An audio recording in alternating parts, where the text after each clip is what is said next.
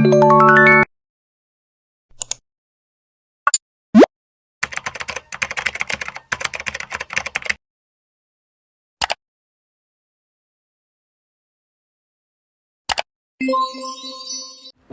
depan Indonesia dibangun di tengah-tengah Kalimantan. Kedengarannya keren nggak sih? Halo guys, selamat datang di video kita kali ini. Kali ini tuh kita bakal ngebahas topik yang super panas, yaitu tentang IKN Nusantara. Nah, ini tuh bukan hanya mega proyek pemindahan ibu kota ke Kalimantan Timur, dan bukan hanya kantor presidennya doang ya, tapi juga tentang ekonomi, sosial, dan masa depan bangsa Indonesia. IKN alias Ibu Kota Nusantara dirancang untuk membangun Indonesia lebih apa ya? Indonesia sentris. Artinya pembangunan gak cuma numpuk di Jawa doang. FYI, Jawa itu penyumbang lebih dari setengah PDB nasional loh. Makanya, IKN diharapkan bisa bikin pertumbuhan ekonomi lebih merata. Kenapa pindahnya ke Kalimantan Timur? Karena lokasinya relatif aman dari bencana besar kayak gempa dan letusan gunung berapi. Plus wilayahnya luas, jadi cocok buat jadi kota modern baru.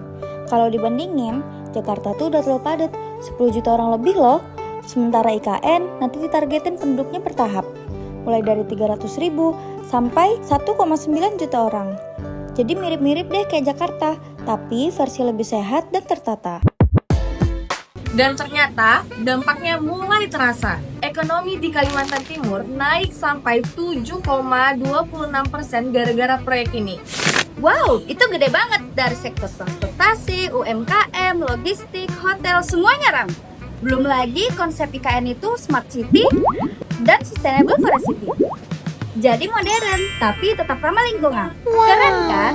Itu juga menarik investasi dan nyiptain lapangan kerja baru. Jadi, peluang ekonomi bukan cuma untuk pengusaha besar, tapi untuk kita semua. Sebagai gambaran, biaya pembangunan IKN itu mencapai lebih dari 460 triliun rupiah. Banyak banget kan? Coba bayangin berapa banyak proyek turunan dari situ, mulai dari konstruksi, teknologi, sampai jasa catering. Kalau dilihat dari pengalaman negara lain, misalnya Brazil yang bikin ibu kota baru di Brasilia, dampaknya bisa gede banget ke pertumbuhan ekonomi. Walau ada pro kontra, tapi ekonomi regionalnya terdongkrak loh. Indonesia bisa belajar dari situ. Bedanya, sekarang kita hidup di era digital, jadi peluang startup, vintage, dan teknologi hijau juga kebuka lebar. Selain ekonomi, ada juga peluang sosial. Dengan banyaknya pendatang baru, budaya jadi lebih beragam, masyarakat lokal bisa belajar banyak hal baru, dan pelayanan publik makin ditingkatkan.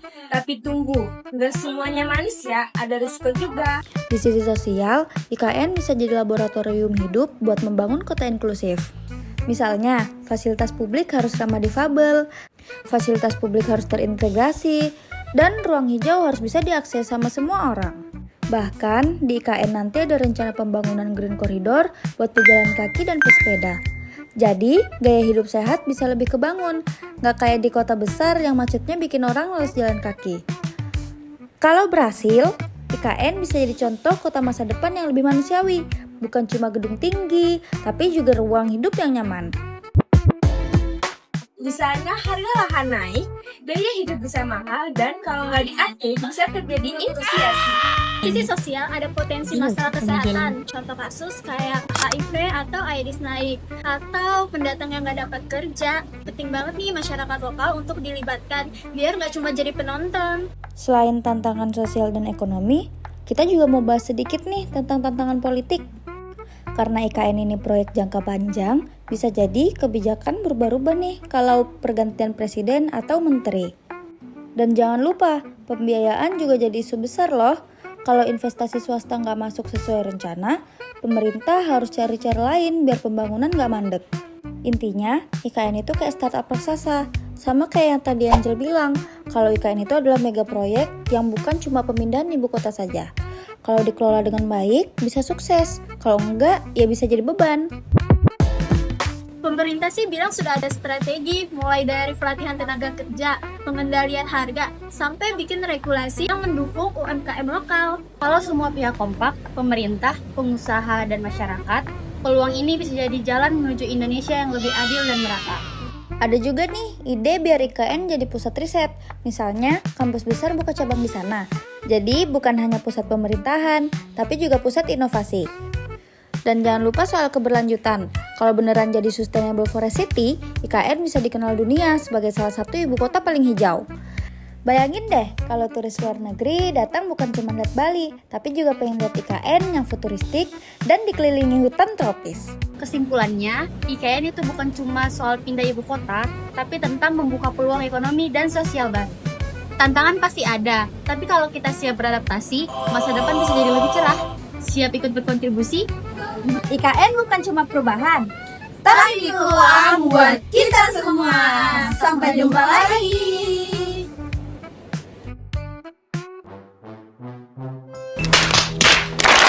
Ning, maju. sudah. 1, 2, kelihatan anu tuh HP-nya. Kan sungai. Udah. Ulang. Dari ya apa? Sampai. Naik sampai. Ekonomi di Kalimantan. Wow, itu gede. Asosiasi. Bener. Sudah semua. Bener. Nggak apa-apa kan ini? Tuh nggak boleh, matanya nanti di zoom. Ini nanti kemana Kayak ini? mana? Pulang ini bisa jadi apa? Bisa jadi LB. Nanti aku kasih behind the scene. Tak tutup lah. Bilang, Selesai.